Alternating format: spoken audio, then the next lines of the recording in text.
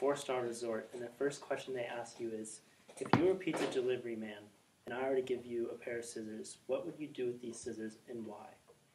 As you could imagine, I was really surprised by this question, but I later realized that they were trying to analyze my critical thinking. But unfortunately, it turns out I did not receive this job, but I learned so much more in that interview that the process of an interview, you really have to prepare, and it's all about preparing. You can prepare physically, mentally, and emotionally. And I realized that there are 3 phases towards a successful interview: your pre-interview, your actual interview, and your post-interview. Probably the most important phase of the interview is your pre-interview, as that is your time to prepare. With this, you want to create a resume, as in your resume you want to show your accomplishments and your experiences, and you want to tailor it to your organization. So for example, say you're applying to a sports marketing job. You probably want to put in that you played sports in high school, and you also probably want to put in, say you volunteered at the rec center and you coached kids. So it shows your sense of leadership that you had, and it shows that you've participated within sports. As well, you want to be aware of common interview questions. For example, according to Martin, How to Prepare for the On-Site Interview from 2007, some example questions are, tell me about yourself, how do you show an example of leadership, and how would you be an asset to our organization? By simply going over these questions, it prepares you to be more confident and be more well-prepared for the interview. As well, you want to research the position you're applying for.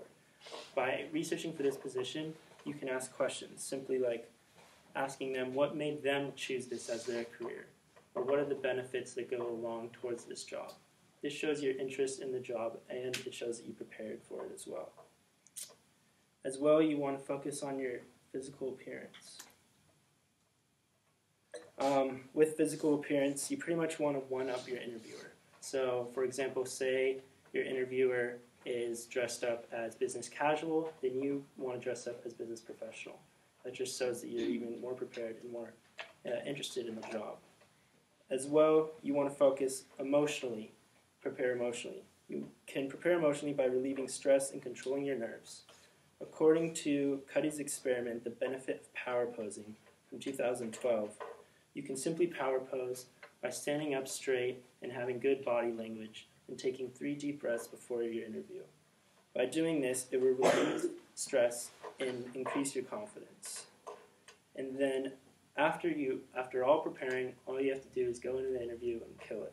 So what you have to do, the first thing is it's all about your first impression. So you want to have a great first impression during the interview. According to Lebowitz' article, 16 Philosophical Tricks That Will Help You Ace an Interview from 2015, the first thing you want to do is you want to create common ground with your interviewer. You want to relate to them so that they can remember you. And you also want to have great body language, as nonverbal cues are so important within an interview. As well as you want to have eye contact to show that you're interested and that you are willing to take part at this job. After you complete the interview, it is not over. You have to take part in the post-interview, which is showing thanks.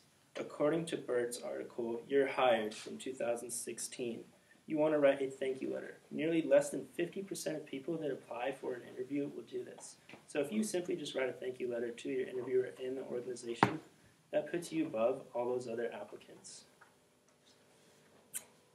In conclusion, I recently had an interview the last week here at Cal Poly, and I followed these plans that I listed to you today. And simply, if you follow these plans, like what happened with me, I was able to achieve the interview. I was able to achieve the internship for next fall. So I hope that you can learn from my experiences and benefit from these tactics that I taught you today and go out there and have a successful interview. Thank you.